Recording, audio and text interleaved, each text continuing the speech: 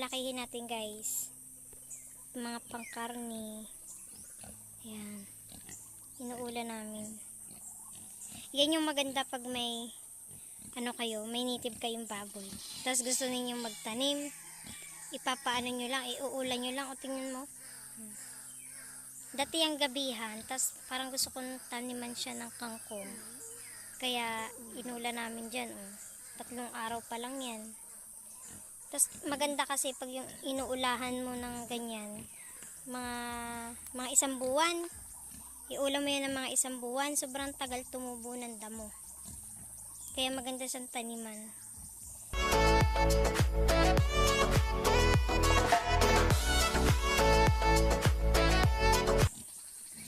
Tapos tataniman ko yan ng kangkong dyan, pang merienda nila.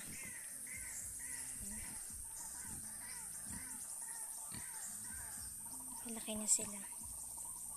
So, ihahanda natin yan.